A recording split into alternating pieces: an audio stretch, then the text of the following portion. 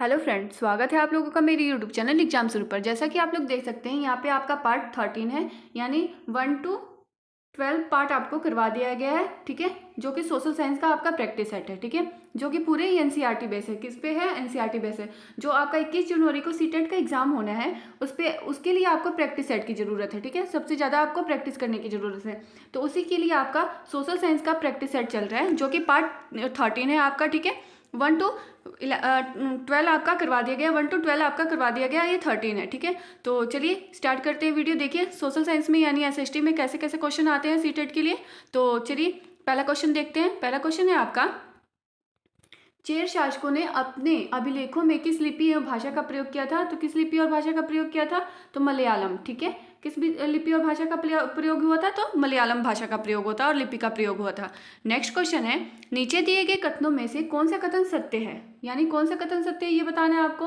पहला कथन है आपका, केरल के मंदिर रंगमंच जिसकी परंपरा इस युग तक खोजी जा सकती है कि संस्कृति के महाकाव्यों पर आधारित थी। ठीक है, दूसरा आपका, मलयालम भाषा की पहली साहित्यिक कृति तेलुगु की ऋणी थी। तो कौन सा कथन सत्य है? तो केवल पहला कथन ही आपका सत्य है, यानी केरल के मंदिर रंगमंच जिसकी परंपरा इस युग तक खोजी जा सकती है संस्कृति के महाकाव्यों पर आधारित था। ठीक है, नेक्स्ट क्वेश्चन है आपका, नेक्स्ट क्वेश्चन देखिए, मणिप्रवालम क्या है? यानी जो मणिप्रवालम है वो क्या है? तो क्या है वो? तो भाषा शैली है। क्या है? भाषा शैली। मणिप्रवालम क्या है? तो भाषा शैली है। ठीक है, नेक्स्ट क्वेश्चन है आपका, पुरी का जगन्नाथ मंदिर कहाँ है? तो पुरी का जगन्नाथ मंदिर कहाँ है आपको बताना है। ओडिशा में। पुरी का जगन्नाथ मंदिर कहाँ है? ओडिशा में। ठीक है, नेक्स्ट क्वेश्चन है, नेक्स्ट क्वेश्चन देखिए, नीचे दिए गए कथन एवं कारणों पर विचार करना है। तो कथन दिया है, जगन्नाथ मूलतः एक स्थानीय देवता थे जिन्हें आगे चलकर विष्णु का रूप मान लिया गया। कारण दिया है, आज भी जगन्नाथ की काष्ठ प्रतिमा स्थानीय जनजातीय लोगों द्वारा बनाई जाती है। अब इसका आंसर देखिए, कथन एवं कारण दोनों सही हैं तथा कारण कथन की सही व्याख्या करता है। ठीक है, इसका यह आंसर हो जाएगा। ठीक है, नेक्स्ट क्वेश्चन है आपका, जिन्होंने भी उड़ीसा को जीता, जैसे मुगल, मराठे, अंग्रेज, ईस्ट इंडिया कंपनी, सबने जगन्नाथ मंदिर पर अपना नियंत्रण स्थापित करने का प्रयत्न किया। इसके प्रमुख उद्देश्य क्या थे? पहला है मंदिर की धन संपदा, दूसरा है मंदिर का सामाजिक एवं राजनीतिक मामलों का पर महत्व के कारण, तीसरा दिया है आपका, मंदिर पर नियंत्रण करने से स्थानीय जनता के द्वारा उनके शासन को मिलाने वाले स्वीकार्यता। यानी इसमें से कौन सा कथन सत्य है ये बताना है आपको। तो देखिए दूसरा और तीसरा आपका कथन सत्य है। दूसरा और तीसरा कथन आपका क्या है? सत्य है। तो दूसरा क्या है देखिए, मंदिर का सामाजिक एवं राजनीतिक मामलों पर महत्व के कारण होता है। ठीक है, तीसरा दिया आपका, मंदिर पर नियंत्रण करने से स्थानीय जनता के द्वारा उनके शासन को मिलने वाली स्वीकार्यता है। ठीक है, उसके बाद नेक्स्ट क्वेश्चन है, राजस्थान के संदर्भ में चारण भाट कौन लोग थे? यानी जो राजस्थान के चारण भाट लोग थे वो कौन थे? तो कहानी, काव्य, गीत गाने वाले लोग थे। कौन कौन से लोग थे? तो कहानी, काव्य, गीत गाने वाले लोग थे। ठीक है, नेक्स्ट है आपका, ब्रिटिश लोग किस क्षेत्र को राजपूताना कहते हैं? ब्रिटिश लोग किस क्षेत्र को राजपूताना कहते हैं? तो राजस्थान को राजपूताना कहते थे। ठीक है, ब्रिटिश लोग किस क्षेत्र को राजपूताना कहते हैं? तो राजस्थान वाले क्षेत्र को। ठीक है, राजस्थान राज्य को। उसके बाद है नेक्स्ट आपका, कौन सी नृत्य शैली मुख्य रूप से उत्तर भारत के भूभाग से जुड़ी है? जो कौन सी नृत्य शैली है जो उत्तर भारत के भूभाग से जुड़ी है? तो कथक है। क्या है? कथक। ठीक है, उसके बाद है, कथक से संबंधित नीचे दिए गए कथनों पर विचार करना है। तो पहला है, कथक मूल रूप से उत्तर भारत के मंदिरों में कहानी सुनने वाले एक जाति थी। दूसरा है, कथाकार अपने हाव भाव तथा संगीत से अपने कथावाचन को अलंकृत करते हैं। तीसरा दिया है, इसके अंतर्गत सीताराम के पौराणिक आख्यान लोक नाट्य के रूप में प्रस्तुत किए जाते हैं। अब इसमें बताना है कि कौन सा कथन सत्य है आपको। तो पहला और दूसरा, यानी पहला और दूसरा कथन आपका सत्य है। ठीक है, नेक्स्ट है आपका, कथक मुख्य रूप से किन परंपराओं अथवा घरानों में मुख्य रूप से फला फूला? तो जयपुर घराना, भोपाल घराना, ग्वालियर घराना या लखनऊ घराना? ठीक है, तो इसमें राइट आंसर क्या हो जाएगा? पहला और चौथा। यानी पहला क्या है आपका देखिए, जयपुर घराना, और चौथा है आपका लखनऊ घराना। इन दोनों घरानों में क्या हुआ था?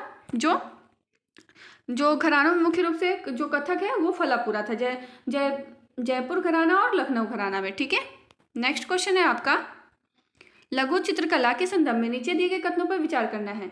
तो पहला है, लघु चित्र छोटे आकार के चित्र होते हैं जिन्हें आमतौर पर जल रंगों से कपड़े या कागज पर चित्रित किया जाता है। दूसरा है, सर्वाधिक सुंदर प्राचीन लघु चित्र पूर्वी भारत में पाए गए बौद्ध ग्रंथों को सचित्र बनाने के लिए किया गया था। अब इसमें से कौन सा कथन सत्य है ये बताना है। तो आपका सिर्फ पहला ही कथन आपका सत्य है। ठीक है, नेक्स्ट है आपका, मुगल कालीन चित्रकला से संबंधित नीचे दिए गए कथनों में से कौन सा कथन सत्य है ये बताना है। पहला है, अकबर, जहांगीर एवं शाहजहां ने कुशल चित्रकारों को संरक्षण प्रदान किया जो प्राथमिक रूप से इतिहास एवं काव्यों की पांडुलिपियां चित्रित करते थे। ठीक है, दूसरा दिया है पांडुलिपियों में दरबार के दृश्य, लड़ाई तथा शिकार के दृश्य और सामाजिक जीवन के अन्य पहलू चित्रित किए जाते थे। तो क्या होगा आपका, पहला और दूसरा दोनों ही सत्य हो जाएंगे। ठीक है, पहला और दूसरा दोनों ही सत्य हैं। ठीक है, नेक्स्ट है आपका मुगल साम्राज्य के पतन के साथ चित्रकला के क्षेत्र में क्या प्रभाव पड़े। ठीक है, तो दिया है इसका कथन, मुगलों की कलात्मक रुचियों ने दक्षिण के क्षेत्रीय दरबारों और राजस्थान के राज दरबारों को प्रभावित किया।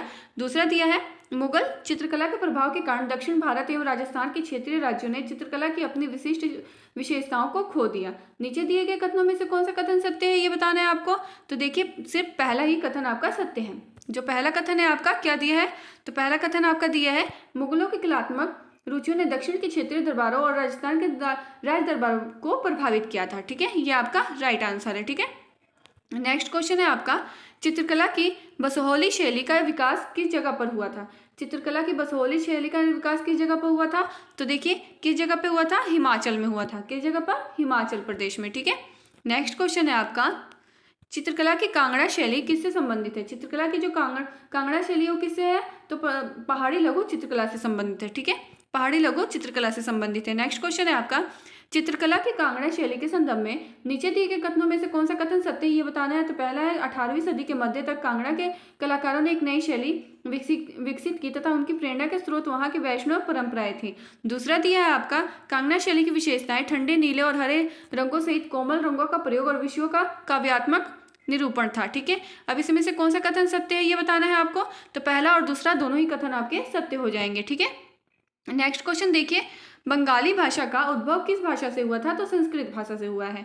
किस भाषा से हुआ है, तो संस्कृत भाषा से। ठीक है, नेक्स्ट क्वेश्चन है आधुनिक बंगाली भाषा के विकास में किन भाषाओं का योगदान रहा है, संस्कृत, फारसी, जनजातीय या यूरोपीय भाषा। ठीक है, तो कौन सा सही है आपका, तो उपरोक्त सभी हो जाएगा। यानी जो बंगाली भाषा है वो इन सब भाषाओं से मिलकर बनी है। ठीक है, आधुनिक जो बंगाली भाषा है वो इन सब भाषाओं से मिलकर बनी है। कौन कौन सी भाषा है, संस्कृत, फारसी, जनजातीय भाषा, यूरोपीय भाषा। ठीक है, नेक्स्ट क्वेश्चन है आपका मंगल काव्य किस क्षेत्र से संबंधित साहित्यिक कृति है। तो मंगल काव्य किस भाषा से संबंधित साहित्यिक कृति है, तो बंगाल से। ठीक है, किस किस किस क्षेत्र से संबंधित है साहित्यिक, तो बंगाल से। ठीक है, नेक्स्ट क्वेश्चन है आपका बंगाली साहित्य के संदर्भ में नीचे दिए गए कथनों में से कौन सा कथन असत्य है। अब असत्य कथन की पहचान करनी है। तो बंगाल के प्रारंभिक साहित्य को दो श्रेणियों में बांटा जा सकता है। एक श्रेणी संस्कृत की श्रेणी तथा दूसरी स्वतंत्र श्रेणी है।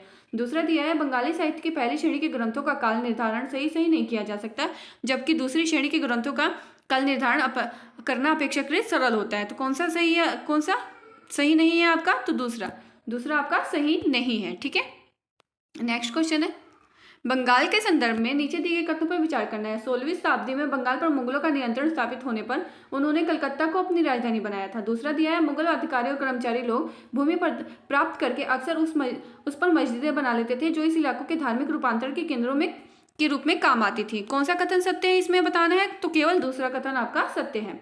कौन सा कथन सत्य है, तो दूसरा कथन आपका सत्य है। ठीक है, नेक्स्ट है आपका बंगाल में पीर श्रेणी में कौन कौन से लोग शामिल थे। जो पीर श्रेणी है बंगाल की वो कौन कौन से लोग शामिल है, तो देखिए हिंदू देवी देवता, बौद्ध देवी देवता या जीवात्मा, तो ये उपरोक्त सभी, यानी ये तीनों ही आपके किस में शामिल है, बंगाल में पीर श्रेणी में शामिल है। ठीक है, नेक्स्ट क्वेश्चन है दोचाला और चौचाला। ठीक है, स्थापत्य कला शैली का संबंध किससे है इससे, तो देखिए बंगाल से। किससे है, बंगाल से। ठीक है, नेक्स्ट क्वेश्चन है नीचे दिए गए कथन एवं कारण पर विचार करना है। तो कथन दिया है बंगाल में स्थानीय देवी देवता जो पहले गांव में छापर वाली झोपड़ियों में पूजे जाते थे, 18वीं और 19वीं सदी में उनकी प्रतिमाएं मंदिर में स्थापित की जाने लगी थी।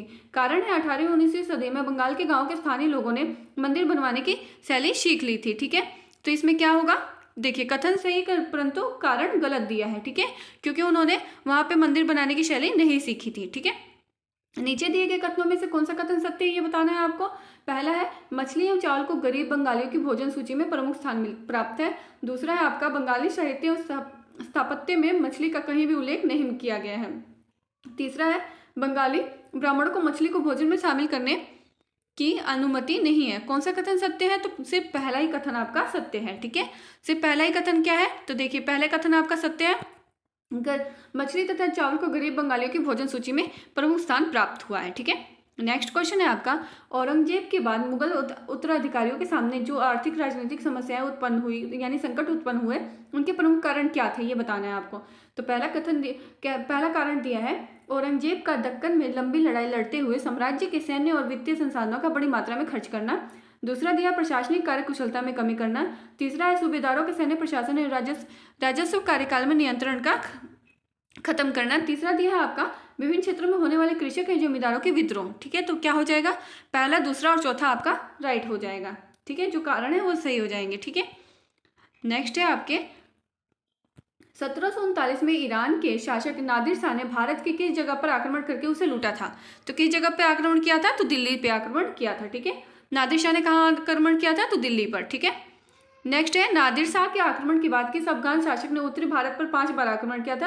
अहमद शाह अब्दाली ने 5 बार आक्रमण किया था। ठीक है, नादिर शाह के आक्रमण के बाद। ठीक है, नेक्स्ट क्वेश्चन है आपका, मुगल साम्राज्य के विघटन के पश्चात बने 3 प्रमुख राज्यों तथा उनके संस्थापक के संदर्भ में कौन से सही सुमेलित हैं। हैदराबाद निजाम उल मुल्क आसफ जाह ने किया था, बंगाल का मुर्शिद कुली खान ने, अवध में अजीजुद्दीन ने किया था। तो कौन सा कथन आपका सही सुमेलित है, तो पहला और दूसरा आपका सही सुमेलित है। ठीक है, नेक्स्ट क्वेश्चन है, मुगल साम्राज्य के विघटन के समय जिन 3 प्रमुख राज्य अवध, बंगाल और हैदराबाद का उदय हुआ, उन्होंने राजस्व यानी कर वसूलने की कौन सी व्यवस्था अपनाई थी, तो इजारेदारी व्यवस्था अपनाई थी। ठीक है, कर वसूलने की। ठीक है, नेक्स्ट क्वेश्चन है, 18वीं सदी में सिख नेता बंदा बहादुर ने किस क्षेत्र में अपने प्रशासन की स्थापना की थी, तो सल्तनत यमुना के बीच के क्षेत्र में। ठीक है, सल्तनत यमुना के बीच के क्षेत्र में किया था। ठीक है, नेक्स्ट है आपका, सिखों से संबंधित मिस्ल क्या थे, योद्धाओं का समूह था। ठीक है, क्या थे, मिस्ल योद्धाओं का समूह। ठीक है, यहाँ पे आपका ये क्वेश्चन कंप्लीट हुआ। अगर आपको मेरी ये वीडियो पसंद आए तो लाइक, शेयर, कमेंट और सब्सक्राइब करना ना भूलें। Thanks for watching.